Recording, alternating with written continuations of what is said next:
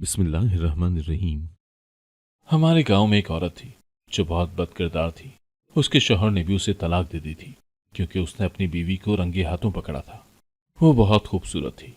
ایک دن میرا گزر اس کے گھر کے پاس سے ہوا تو وہ میرا دامن پکڑتے ہی بولی، 3 راتوں سے بھوکی ہوں، کھانا کھلا دے۔ مجھے اس پر بہت ترس آیا اور اسے گھر بلا کر کھانا کھلا دیا، مگر جانے سے پہلے وہ مجھے ایک ڈبہ دے کر بولی، تیرے لیے سرپرائز ہے اس ڈبے کو صرف رات کو کھول کر دیکھنا، خوش ہو جائے گا۔ میں بڑا حیران ہوا۔ آدھی رات کو بے چینی سے جو ہی وہ ڈبہ کھولا تو کانپ اٹھا کیونکہ اس میں عورت۔ میرا نام احتشام ہے۔ وہ عورت مجھے شامی کہہ کر پکارا کرتی تھی۔ وہ عورت کون؟ میں یہاں پر ایک ایسی عورت کا ذکر کر رہا ہوں جو میرے دوست کے محلے میں رہا کرتی تھی۔ سب اس سے نفرت کرتے تھے، اس کو بد کردار کہہ کر پکارا کرتے تھے۔ ہمارے پورے گاؤں میں یہ بات مشہور تھی، جبکہ مجھے تو وہ بہت اچھی لگتی تھی کیونکہ وہ عام عورتوں کی طرح نہیں تھی کہ ہر وقت گھر کے کاموں میں جتی رہے۔ وہ سب سے الگ تھلگ تھی۔ میں جب بھی اپنے دوست کو اس کے گھر سے لینے جاتا کہ ہم دونوں مل کر اسکول جا سکیں، تب وہ فوراً سے دروازے پر آ کر کھڑی ہو جاتی تھی۔ اس کے جسم سے بھینی بھینی خوشبو اٹھ رہی ہوتی تھی، آنکھوں میں کاجل لگا کر رکھتی تھی اور ہمیشہ صاف ستھرا لباس پہنا کرتی تھی۔ وہ مجھے پکار کر کہتی، شامی مجھے دکان سے دال تو لا دو۔ وہ اکثر مجھ سے دال منگوایا کرتی تھی اور میں اس کی بات فوراً مان لیا کرتا تھا۔ ایک دن میرا دوست احسن بولا، شامی تو پاگل ہے کیا؟ تو اس عورت کی بات کیوں مانتا ہے؟ تو جانتا ہے کیا یہ تو بد کردار ہے۔ بد کردار لفظ سن سن کر میں تنگ آ چکا تھا۔ میں بولا، احسن آج تم مجھے بتا ہی دو یہ بد کردار ہوتا کیا ہے۔ احسن نے ادھر ادھر دیکھا، پھر میرے کان میں بولا، بد کردار اس عورت کو کہتے ہیں جس کے مراسم غیر مردوں کے ساتھ ہوں، جو راہ چلتے مردوں کے ساتھ دل لگی کرنے لگے۔ تم اس عورت سے باز آ جاؤ۔ میں تو احسن کی بات سن کر ہی حیران رہ گیا تھا۔ میں نے تو کبھی نہیں سوچا تھا کہ یہ عورت ایسی نکلے گی۔ میں چپ کر گیا تھا۔ شام میں جب میں گھر پہنچا تو ہمارے گھر میں بہت سے لوگ جمع تھے۔ وہ سب مل کر بار بار اسی کا نام لے رہے تھے۔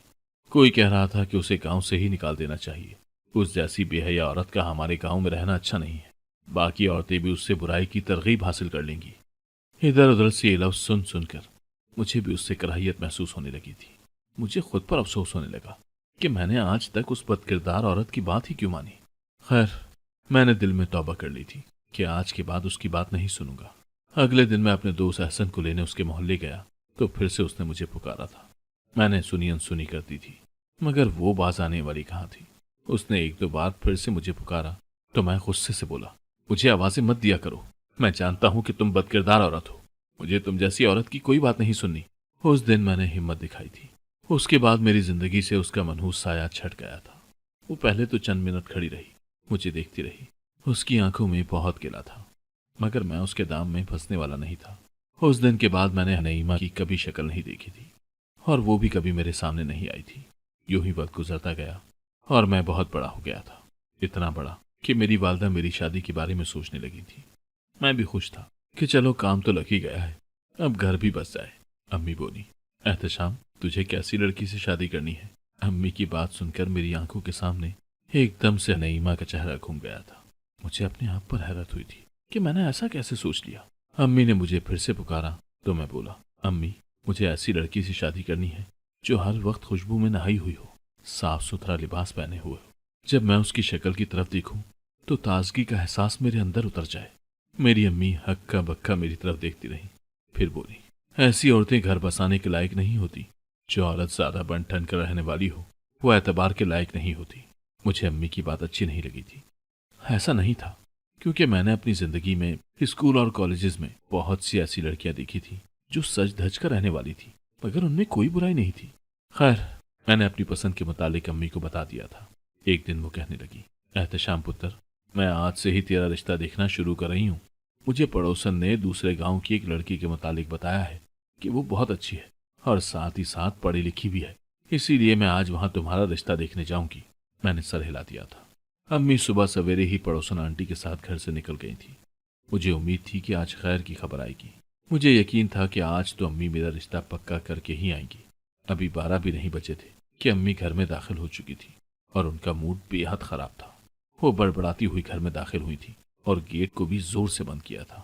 شاید اس کا مقصد یہ تھا کہ گیٹ کے بند ہونے سے پیدا ہونے والی ٹھا کی آواز کو سن کر پڑوسن آنٹی امی کے غصے سے خبردار ہو جائے میں نے جلدی سے امی کو گلاس بھر کر پانی کا پیش کیا تھا۔ امی نے بیٹھتے ہی مجھے اشارے سے کہا کہ میں پنکھے کی اسپیڈ بڑھا دوں۔ میں جانتا تھا کہ پنکھا فل اسپیڈ میں چل رہا ہے، مگر پھر بھی امی کی تسلی کے لیے میں نے یہ ظاہر کیا کہ پنکھا تیز کر رہا ہوں۔ میں امی کے پاس آ کر بیٹھ گیا اور بولا، امی کیا بات ہے، آپ بہت غصے میں لگ رہی ہیں۔ امی کہنے لگی، کچھ نہیں، بس یہ نصیرن کا دماغ خراب ہو گیا تھا۔ تم جانتے ہو کیا، یہ تمہارا رشتہ دکھانے مجھے کس گاؤں میں لے کر گئی؟ اسی بد کردار کے گاؤں مجھے لے گئی تھی۔ مجھے تو جیسے ہی پتا چلا تو میں تو لڑکی والوں کے گھر بھی نہیں گئی، بلکہ الٹے قدموں ہی واپس لوٹ آئی۔ مجھے امی کے منہ سے یہ بات سن کر حیرت کا شدید جھٹکا لگا تھا، کیونکہ میں آج تک تو یہی سمجھتا رہا تھا کہ وہ ہمارے گاؤں سے تھی۔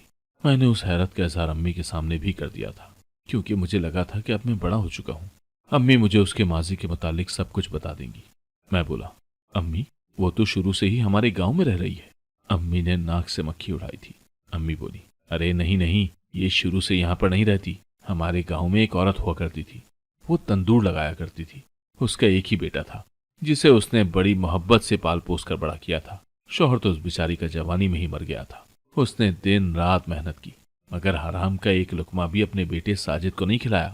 جب وہ بڑا ہو گیا تو اس نے سوچا کہ کیوں نہ میں اپنی ماں کا سہارا بن جاؤں۔ وہ اپنی ماں کے تندور کے خاطر دوسرے گاؤں سے لکڑیاں لانے لگا تھا۔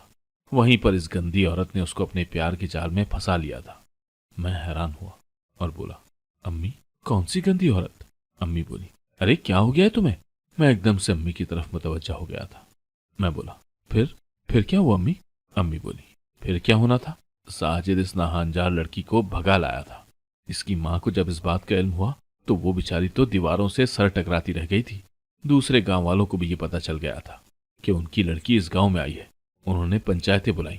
وہ چاہتے تھے کہ ساجد کو سخت سے سخت سزا ملے، تاکہ اس کو دیکھ کر باقی لڑکے نصیحت پکڑیں اور پھر دوبارہ یہ کام کرنے کی جسارت نہ کر سکے۔ ساجد کی ماں بیچاری، وہ تو لوگوں کے آگے ہاتھ جوڑتی جوڑتی مر گئی تھی۔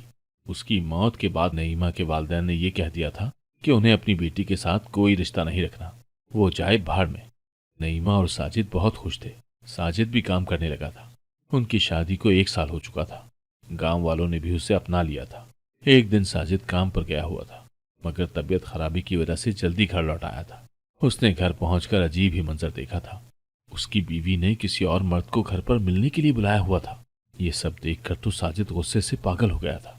اس نے کلہاڑی نکالی اور شور ڈال دیا کہ وہ ان دونوں کو کاٹ ڈالے گا، مگر وہ لڑکا تیز تھا، فرار ہو گیا۔ تب تک گاؤں کے باقی لوگ بھی وہاں پہنچ چکے تھے۔ انہوں نے بڑی مشکل سے ساجد کو اس انتہائی قدم سے روکا تھا۔ ساجد بولا، میں آج ہی اس گھٹیا عورت کو طلاق دیتا ہوں۔ اس نے طلاق دے کر نعیمہ کو گھر سے نکال دیا تھا۔ گاؤں کا ہر فرد اس پر تھو تھو کر رہا تھا۔ ساجد کو دلاسے دیے جا رہے تھے کہ ایسی لڑکی جو اپنے والدین کی نہیں بنی، وہ تمہاری کیسے بن سکتی ہے؟ اس نے اپنے والدین کی عزت کو خاک میں ملا دیا تو پھر تمہاری عزت کیسے کر لیتی؟ نعیمہ ہمارا گاؤں چھوڑ کر واپس اپنے گاؤں گئی تو وہاں کے لوگوں نے اسے دھکے مار مار کر گاؤں سے نکال دیا تھا، اور یہ اپنا سا منہ لے کر یہاں واپس آ گئی تھی۔ پھر بھی ساجد نے شرافت کا مظاہرہ کیا اور اپنا گھر اس کے رہنے کے لیے چھوڑ کر ہمیشہ ہمیشہ کے لیے چلا گیا تھا۔ اب وہ وہیں پر رہتی ہے۔ گاؤں کا ایک ایک فرد اس کی بدکرداری کا گواہ ہے۔ نہ جانے وہ روز بن ٹھن کر کہاں جاتی ہے۔ میری آنکھوں کے سامنے ایک دم سے نعیمہ کا سجا سجایا وجود آ گیا تھا۔ مجھے ایک دم سے جھجھری محسوس ہوئی تھی۔ اتنی بدنامی کے بعد کوئی یوں کیسے سچ سنور سکتا تھا؟ ظاہر سی بات ہے، کوئی ایسی عورت ہی یہ سب کر سکتی ہے جس کو اپنے کیے پر کوئی شرمندگی نہ ہوتی، کیونکہ اصل عورت تو بدنامی کا روک دل سے لگا کر اللہ کو پیاری ہو جاتی۔ خیر، مجھے اس دن نعیمہ کے متعلق سب کچھ معلوم ہو چکا تھا۔ کچھ دن امی میرے لیے رشتہ ڈھونڈنے میں مصروف رہی تھی۔ آخر کار انہیں ایک لڑکی پسند آ ہی گئی تھی۔ مجھے تصویر دکھائی گئی تو میں بھی شادی کے لیے رضامند ہو گیا تھا۔ 1 مہینے کے اندر اندر امی نے شادی کی تمام انتظامات کر دیے تھے، اور ایک خوبصورت دن میں سجی سجائی سی پیاری سی مناہل میری بیوی بن کر میری زندگی میں شامل ہو چکی تھی۔ وہ دن میری زندگی کا سب سے خوبصورت ترین دن تھا۔ رسم و رواج کے مطابق میں نے اپنی بیوی کو سونے کی انگوٹھی منہ دکھائی کے طور پر تحفے میں دی تھی۔ وہ خوش ہو چکی تھی۔ میں نے اس کی تعریف کی تو وہ مسکرا کر بولی، احتشام، میں آپ کو اچھی لگی؟ میں ہنس دیا اور بولا، بھلا یہ بھی کوئی پوچھنے کی بات ہے؟ اچھی لگی تھی تبھی تو تم سے شادی کی تھی نا؟ مناہل معصومیت سے بولی۔ میں نے سن رکھا ہے کہ شوہر اپنی من پسند بیویوں کی ہر بات مانتے ہیں۔ آپ میری بھی ایک بات مانیں گے کیا؟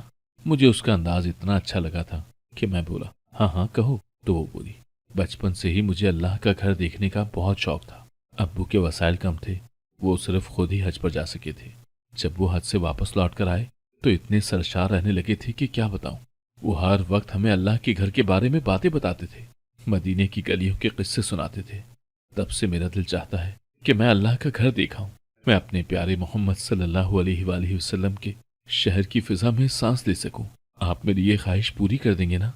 मैं अपनी बीवी की बात सुनकर बहुत खुश हुआ था कि अल्लाह ने मुझे इतनी नेक बीवी दी है, मगर साथ ही साथ इस बात का अफसोस भी था कि मेरे पास इतने पैसे मौजूद नहीं थे। मैं बोला, मनाहिल, तुम जानती हो ना कि तुम्हारा शौहर भी सफेद पोश है। मैंने आज तक जो कमाया उस जमा पूंजी से शादी कर ली। अब मेरे पास इतने पैसे नहीं है। वो बोली, कोई बात नहीं, हम दोनों मिलकर पैसे जमा करेंगे। मुझे खुशी हुई थी कि मेरी बीवी मेरी मजबूरी समझ चुकी थी। मैंने अपना पर्स खोला, उसने अपना पर्स खोला और सलामी मेरे सामने रख दी और बोली, ये पैसे ले लें, हम आज ही से हज पर जाने के लिए पैसे जमा करना शुरू कर देते हैं। मैंने उसके वो पैसे थाम लिए थे। हमने खूबसूरत जिंदगी का आगाज कर लिया था। मैं न जाने क्यों अपनी बीवी और नईमा में तकाबुल करने लगा था कि मेरी बीवी कितनी अच्छी है और नईमा ने सारी जिंदगी गुनाहों में गुजार दी थी। शायद वो अभी तक अपने गलत कामों से बाज नहीं आई थी। मेरी शादी को चंद माह गुजर चुके थे। मेरी बीवी उम्मीद से थी। हमारी खुशी की कोई इंतहा न रही थी। एक दिन मुझे काम से छुट्टी मिली तो मैं अपने दोस्त एहसन के मोहल्ले चला गया था। मैं जैसे ही उसके मोहल्ले में दाखिल हुआ तो मेरे कानों में नर्म सी आवाज गूंजी थी, शामी, मेरी बात सुन। मैं एकदम से चौंक गया था। मैंने इधर उधर नजरें घुमाकर देखा तो मुझे दरवाजे पर खड़ी नईमा नजर आई थी। आज भी उसने साफ सुथरा लिबास पहना हुआ था, मगर उसका चेहरा उसकी बदहाली का गवाह था। अंदर जो धसी आंखों से वो मुझे टुकर टुकर देख रही थी। मैं कुछ कहे बिना ही आगे बढ़ने लगा तो वो भागकर मेरे पास आ गई। उसने मेरा दामन पकड़ लिया। वो रोने लगी थी। बोली, शामी, 3 रातों से भूखी हूं, अल्लाह के वास्ते मुझे खाना खिला दे। मैं भूख से अगर मर गई तो तुम गांव वाले अल्लाह को क्या जवाब दोगे? अल्लाह जब तुम लोगों से पूछेगा कि तुम लोगों ने मेरे एक बंदे को उसके किए की सजा दुनिया में ही क्यों सुना दी, क्या मैंने तुम लोगों को सजा और जजा बांटने का इख्तियार दिया था? अगर नहीं दिया तो तुम लोगों ने खुद को खुदा समझकर उसे सजा क्यों दी? हलीमा की बात सुनकर मुझ पर कपकपी तारी हो चुकी थी। वो सच कह रही थी। गुनाह की सजा तो अल्लाह देता है ना इंसान को। फिर आज तक हम सब ने मिलकर नईमा को सजा क्यों दी? मैं बोला, उठो, मेरे साथ मेरे घर चलो। मेरी बात सुनकर वो एकदम से उठ खड़ी हो चुकी थी। वो मेरी आंखों में आंखें डालकर बोली, मेरा कदम पड़ने से तुम्हारा घर नापाक तो नहीं हो जाएगा ना? मैंने नफी में सर हिला दिया था। तो वो बोली, रुको, मुझे अपने घर से एक चीज लानी है। जब वो लौटी तो उसने हाथ में एक डब्बा पकड़ा हुआ था। मैं समझा कि शायद वो खाना खाकर कुछ खाना अपने घर भी लाना चाहती है, इसीलिए उसने डब्बा ले लिया। वो मेरे साथ चलने लगी थी। सारा रास्ता वो अल्लाह का वर्द करती रही थी। उसकी आवाज में एक अजीब सी तासीर थी। मेरी आंखों से आंसू बहने लगे थे।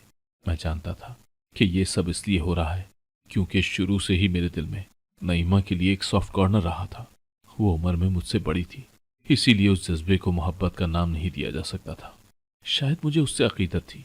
मैंने जल्दी से नफी में सर झटका था कि एक बदकिरदार औरत से अकीदत कैसे हो सकती है? अकीदत तो अल्लाह वालों से होती है। मैं नईमा को लेकर घर पहुंचा तो सच शुक्र कि अम्मी घर पर नहीं थी। मेरी बीवी मनाहिल बोली, एहतशाम, ये कौन है? मैं बोला, ये हमारी मेहमान है, तुम इसकी खिदमत करो।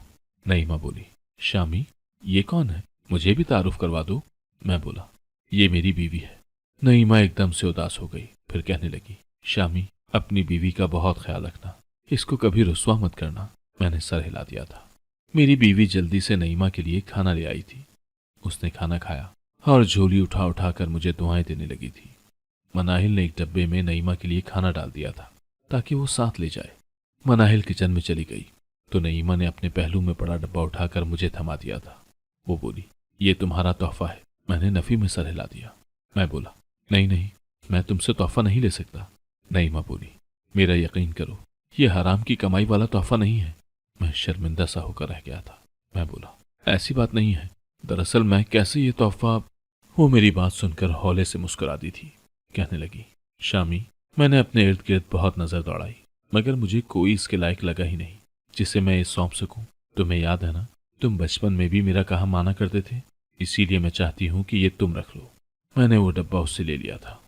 मुझे ताकीद की थी कि वो डब्बा रात गए खोलूं, नईमा को मैं उसके घर छोड़ आया था।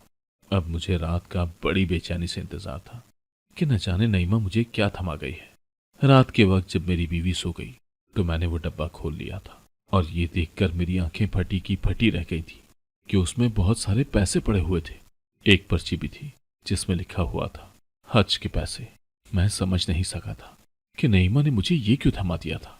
अब मैं सुबह का बड़ी बेसब्री से इंतजार कर रहा था। जैसे ही सुबह हुई मैं उठकर नईमा के घर की तरफ चल दिया था। मैंने उसके सामने वो डब्बा रख दिया और बोला, नईमा ये सब क्या है? नईमा कुरान पाक की तिलावत कर रही थी। वो रोने लगी थी। वो बोली, शामी मेरी बड़ी ख्वाहिश थी कि मैं हज पर जा सकूं, इसीलिए मैंने कतरा कतरा करके हज के लिए पैसे जमा किए थे। लेकिन अब जब मैं डॉक्टर के पास गई तो उसने मुझे कहा कि अभी तुम हज नहीं कर सकती, क्योंकि अभी तुम सफर नहीं कर सकती। अगले साल जब तुम बिल्कुल ठीक हो जाओगी तब चली जाना। इसीलिए मैंने ये पैसे तुम्हें दे दिए कि तुम मेरे नाम का हज कर देना। अगले साल मैं खुद चली जाऊंगी। और फिर तुम जानते हो ना कि हज पर जाने के लिए महरम की जरूरत होती है। अभी मेरे पास ऐसा कोई रिश्ता नहीं है जो मेरा महरम हो। मैं हज पर नहीं जा सकती। मैं अपने घर वापस आ गया था। मैंने मनाहिल के और अपने पैसे जमा किए तो वो हज के अखराजात के लिए काफी थे।